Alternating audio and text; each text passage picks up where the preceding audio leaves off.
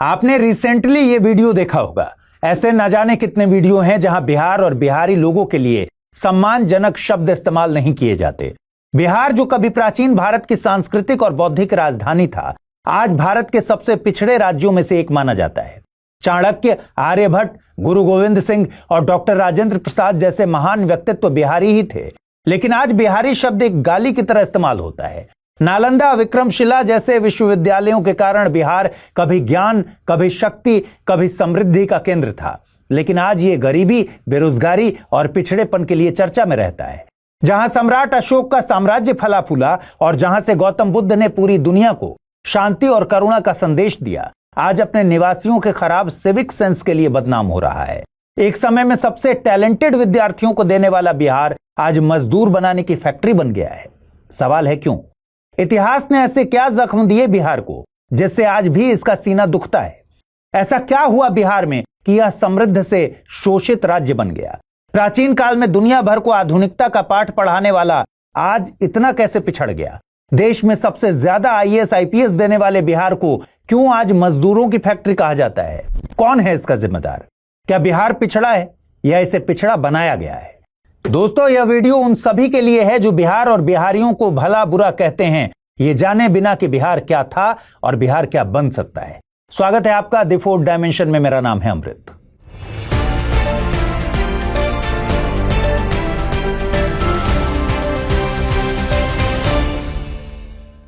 दोस्तों, अगर आप यूपीएससी एस्पिरेंट हैं तो आपके लिए गेम चेंजिंग अपॉर्चुनिटी है स्टडी आईक्यू का नया संपूर्ण बैच। एक कॉम्प्रिहेंसिव प्रोग्राम जिसमें टॉप एडुकेटर्स के साथ 1000+ आवर्स की live classes, personalised mentorship and hand written notes से लेकर पीआरपी, एमआरपी जैसे इंटेंसिव प्रोग्राम्स हैं। प्रीलिम्स और मेंस स्कॉलरशिप के तहत प्रीलिम्स क्लियर करने पर पूरी फीस रिफंड हो जाएगी। टॉप परफॉर्मर्स के लिए हर मंथ 11,000 रुपीज का cash reward. Economically weaker sections के लिए स्पेशल उड़ान स्कॉलरशिप भी है। X secretary Anil Swarup sir खुद गाइड करेंगे आपको इस जर्नी में। स्टडी आईक्यू पर 2 करोड़ इंडियंस का ट्रस्ट है और अब संपूर्ण बैच के साथ आपका यूपीएससी ड्रीम भी होगा अचीव। सिल्वर, गोल्ड या platinum, choose the plan that fits your needs. आपको करना क्या है? स्टडी आईक्यू वेबसाइट पर जाइए, यूपीएससी संपूर्ण बैच पर क्लिक कीजिए and once you click on buy now, आप देख सकते हैं डिस्काउंट कोड्स। वहां पर टाइप कीजिए अमृत लाइव एंड आपको मिलेगा सबसे lowest price. And obviously your IAS journey starts here.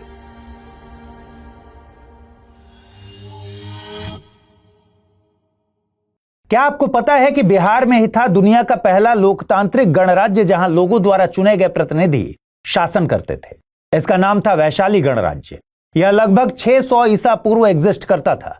सोचिए, 600 ईसा पूर्व बिहार के लोगों की सोच कितनी मॉडर्न थी कि उस समय शासन करने का लोकतांत्रिक तरीका ढूंढ निकाला जब पूरी दुनिया में राजा बर्बरतापूर्ण राज किया करते थे। आज क्या हो गया बिहार के लोगों को कि जाति की राजनीति से ऊपर उठना ही नहीं चाहते। दुनिया के लिए विमेन एम्पावरमेंट एक कंटेम्पररी मॉडर्न कॉन्सेप्ट होगा, लेकिन बिहार के लिए यह नहीं था। क्यों?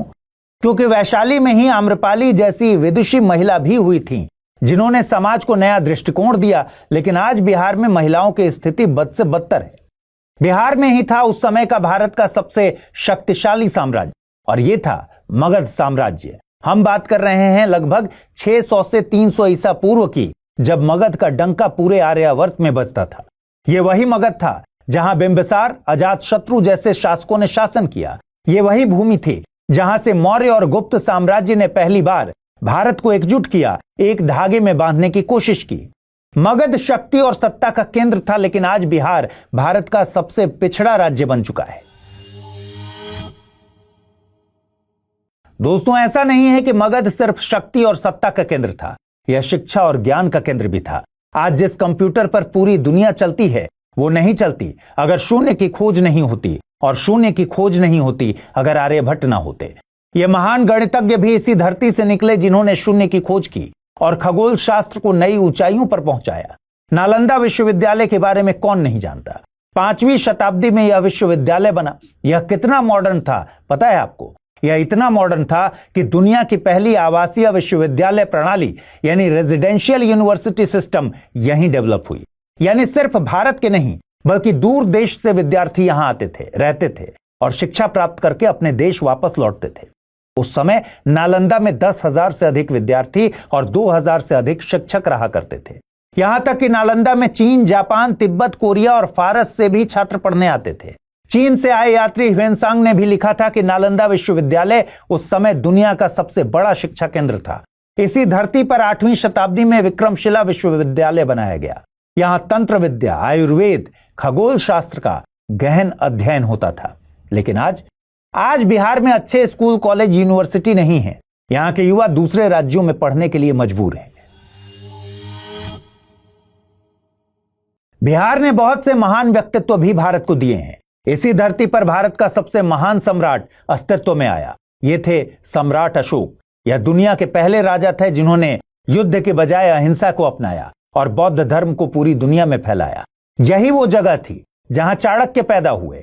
चाणक्य महान अर्थशास्त्री और रणनीतिकार, जिन्होंने घनानंद के अपमान से आहत होकर चंद्रगुप्त मौर्य को भारत का सम्राट बनाया। इसी धरती से निकले थे गुरु गोविंद सिंह, जो कि सिखों के 10वें गुरु थे, जिन्होंने खालसा पंथ की स्थापना की और धार्मिक स्वतंत्रता के लिए संघर्ष किया। 1857 के स्वतंत्रता संग्राम में भी बिहारियों ने कंधे से कंधा मिलाकर अंग्रेजों से लोहा लिया। वीर कुंवर सिंह नाम आपने सुना होगा। ये स्वतंत्रता संग्राम के समय लगभग 80 साल के थे, लेकिन इनकी बूढ़ी हड्डियों में वो आग थी जिसने अंग्रेजों को भस्म करने की पटकथा में जबरदस्त भूमिका निभाई। महात्मा गांधी को कैसे भूल सकते हैं।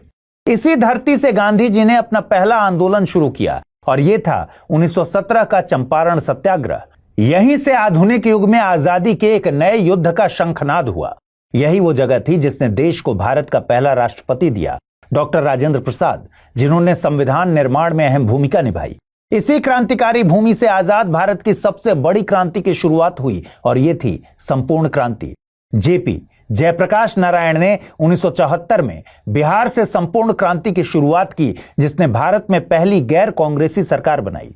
ये वही जेपी थे जिन्होंने इंदिरा गांधी जैसी कद्दावर नेता को चैलेंज किया। लेकिन आज बिहार बन गया है एक मजदूर फैक्ट्री। अब सवाल यह आता है कि जब बिहार इतना महान था तो आज इसकी ऐसी दुर्दशा कैसे हो गई? कौन था जिम्मेदार?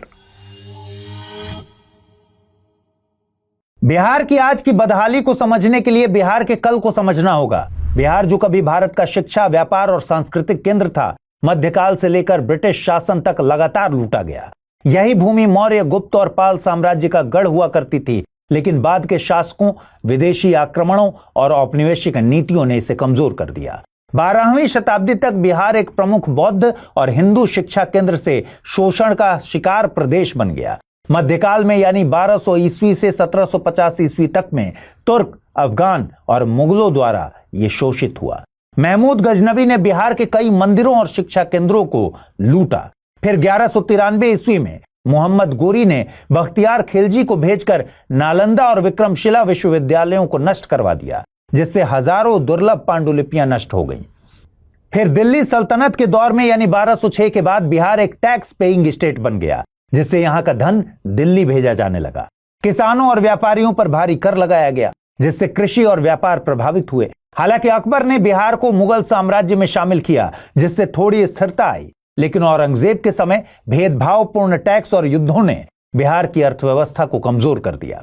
17वीं शताब्दी में बंगाल का नवाब बिहार से भारी मात्रा में टैक्स वसूलता था, जिससे स्थानीय किसान और व्यापारी आर्थिक रूप से कमजोर हो गए। नवाबों के लूट का दौर खत्म हुआ तो नए लुटेरे आ गए, और ये लुटेरे थे अंग्रेज, जिन्होंने बिहार की अर्थव्यवस्था का विनाश करने में कोई भी कसर नहीं छोड़ी। प्लासी के युद्ध के बाद ब्रिटिश ईस्ट इंडिया कंपनी ने बंगाल, बिहार और उड़ीसा पर नियंत्रण कर लिया था। यह भारत का सबसे समृद्ध इलाका था और यहां से भारी मात्रा में टैक्स की उगाही हुआ करती थी।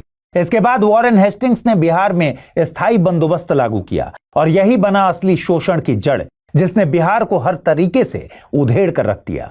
क्या था स्थायी बंदोबस्त? स्थायी बंदोबस्त यानी परमानेंट सेटलमेंट, यह ब्रिटिश ईस्ट इंडिया कंपनी और बंगाल के जमींदारों के बीच भू राजस्व तय करने का एक समझौता था। इसे जमींदारी व्यवस्था भी कहते हैं। यह 1793 में लागू हुई थी। बिहार, जो उस समय बंगाल प्रेसिडेंसी का पार्ट था, 1793 में लॉर्ड कॉर्नवालिस द्वारा लागू स्थायी बंदोबस्त के तहत आया, और इस नीति के तहत जमींदारों को टैक्स भरने की स्थायी जिम्मेदारी दी गई। लेकिन यह टैक्स इतना ज्यादा होता था कि किसान और जमींदार दोनों आर्थिक संकट में आ गए। अब इस सिस्टम में दिक्कत यह थी कि जमींदारों को टैक्स वसूली की पूरी छूट थी, जिससे किसानों से अधिक टैक्स वसूला जाने लगा, जिससे यहां के किसान हमेशा कर्ज और गरीबी में फंसे रहे। एक तरफ किसानों का शोषण तो हो ही रहा था, लेकिन दूसरी तरफ कृषि में कोई सुधार भी नहीं हो रहा था। न सिंचाई में हुआ, न तकनीक में। सुधार इसलिए नहीं हुआ क्योंकि जमींदारों को एक निश्चित टैक्स चुकाना था। इसलिए इन जमींदारों ने कृषि में निवेश करने के बजाय किसानों से अधिक टैक्स वसूलने पर ध्यान दिया।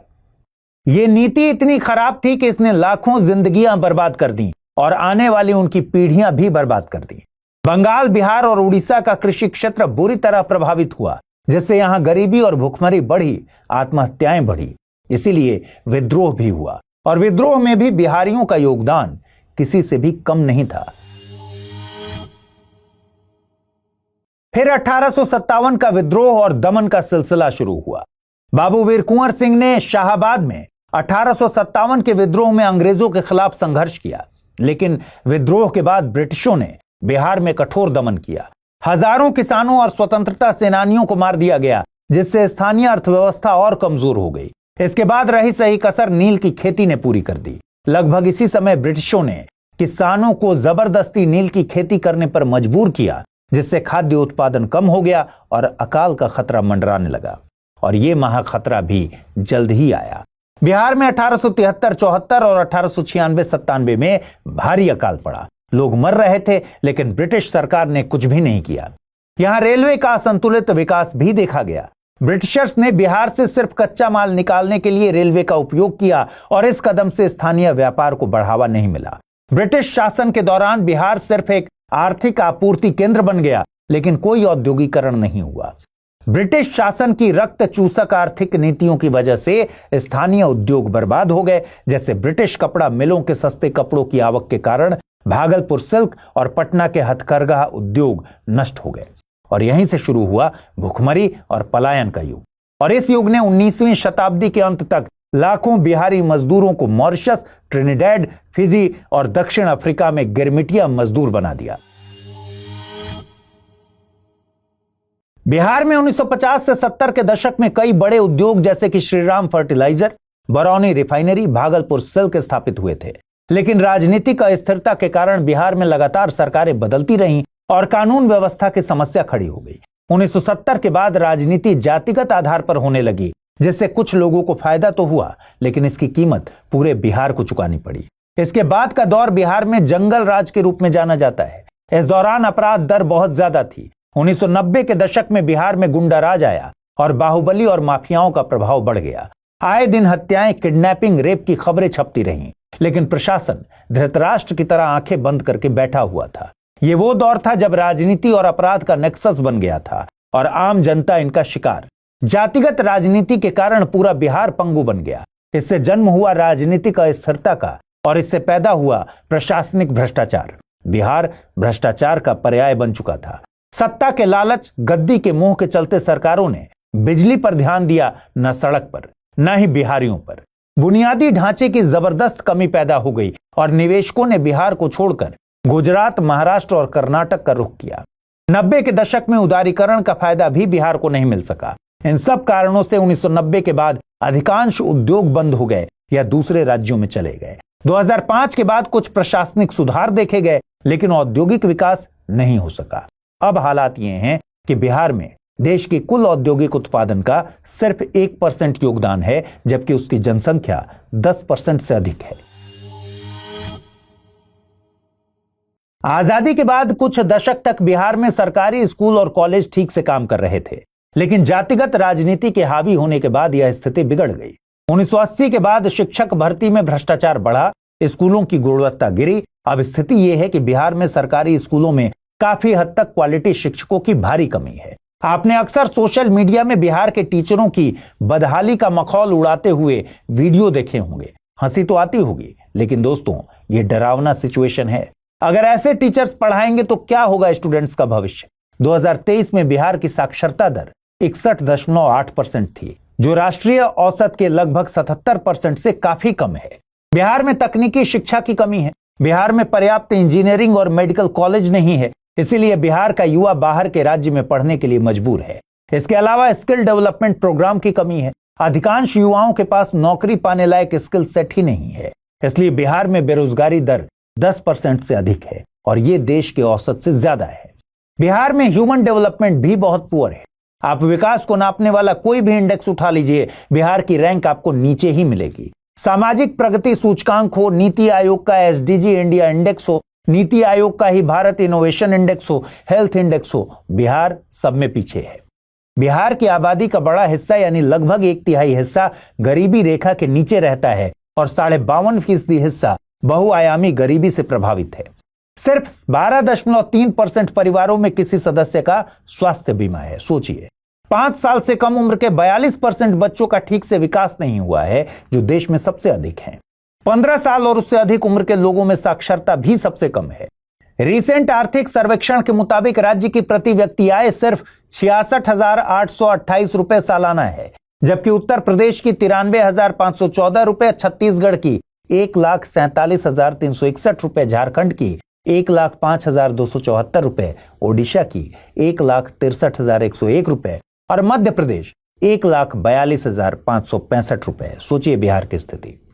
वहीं भारत की प्रति व्यक्ति आय है वर्ष 2023-24 में लगभग 1,81,500 रुपए। देखिए, यहां हम सभी युवा की बात नहीं कर रहे हैं, लेकिन अब खुद सोचिए, गरीबी एक्सट्रीम है, एजुकेशन है नहीं, स्किल सेट डेवलप नहीं है, बिहार में मौके हैं नहीं, खेती किसानी की जमीन कोसी हर साल लील जाती है।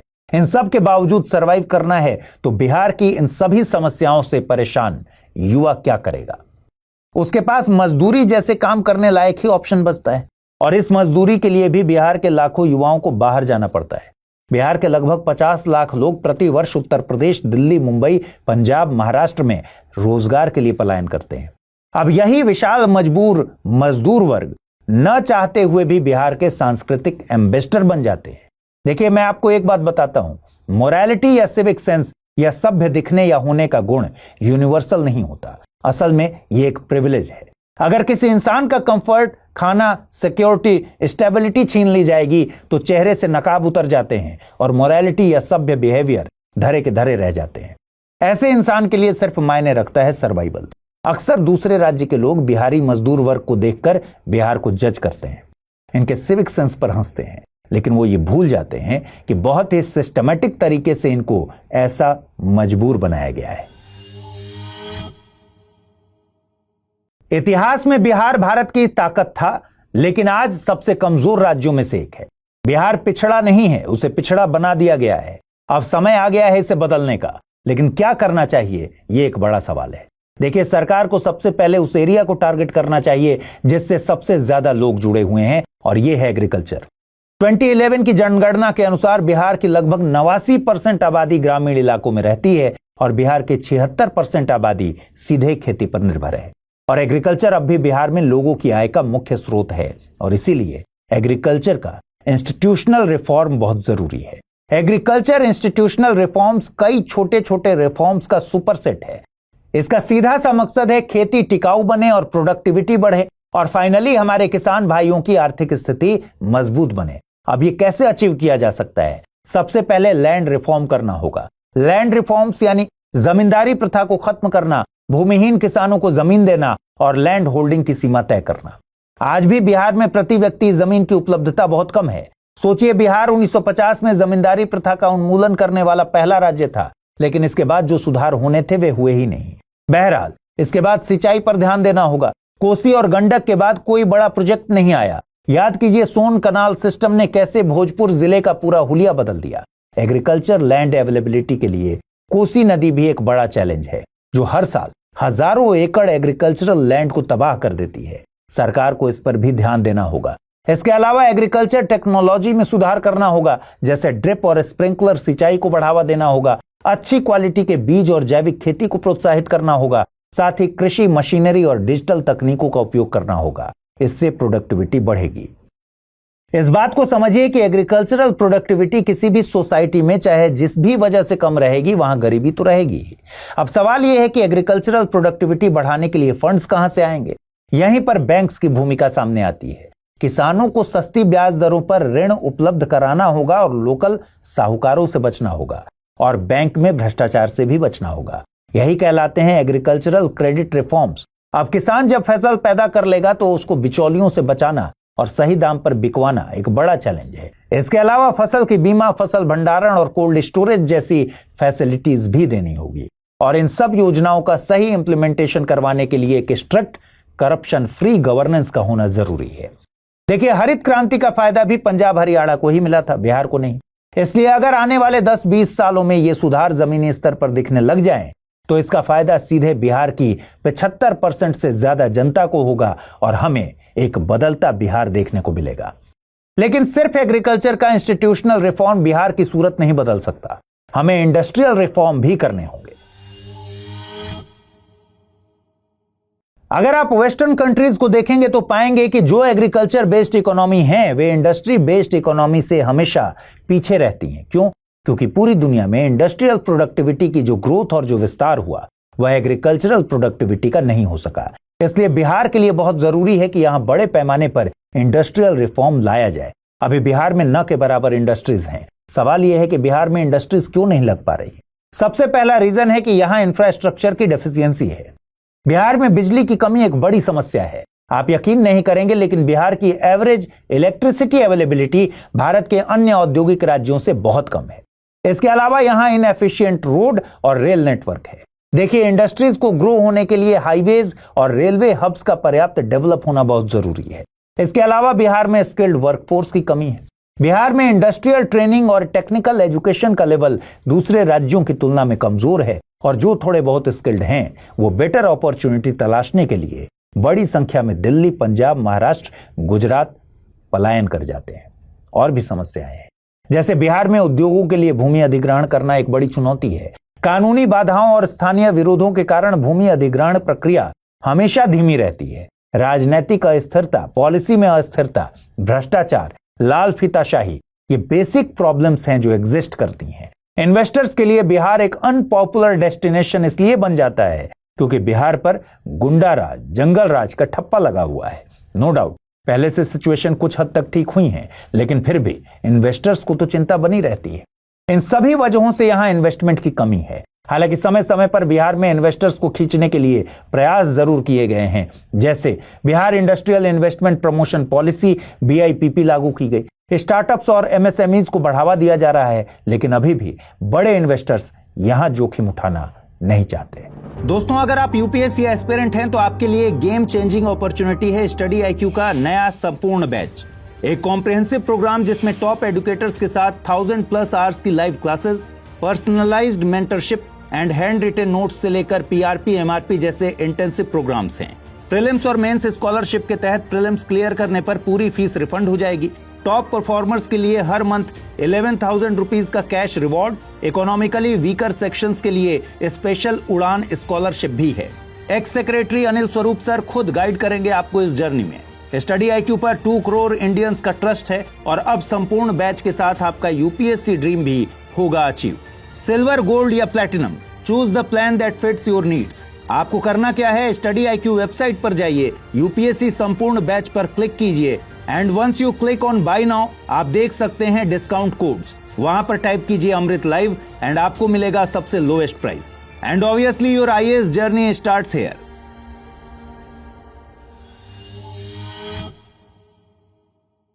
देखिए, बिहार में खनिज और प्राकृतिक संसाधनों की कमी भी इंडस्ट्रीज लगाने में एक बड़ी बाधा है।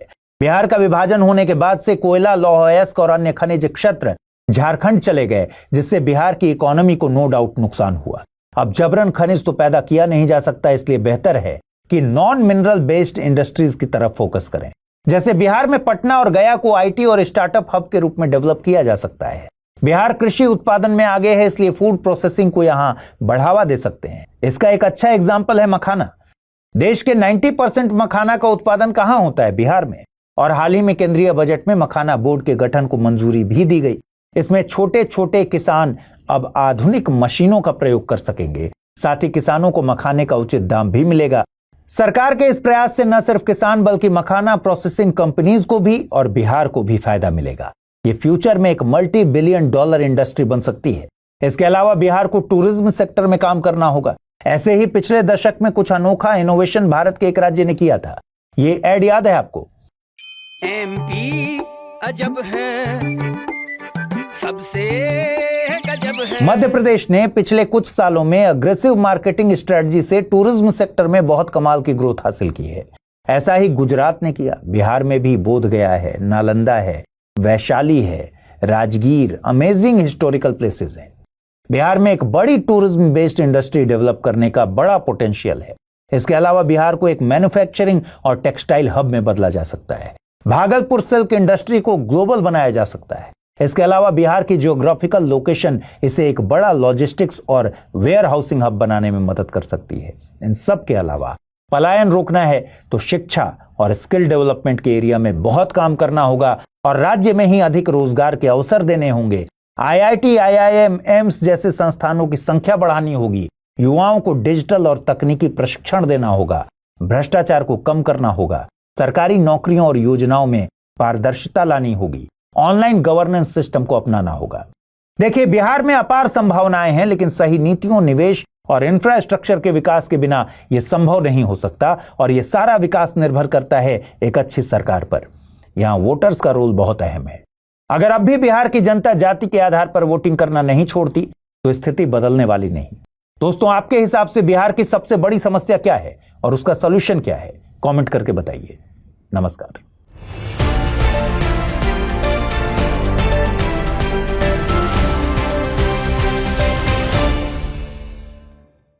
हिंदी में यूपीएससी की तैयारी से संबंधित प्रोग्राम्स को देखने के लिए सब्सक्राइब करें स्टडी IQ IAS हिंदी।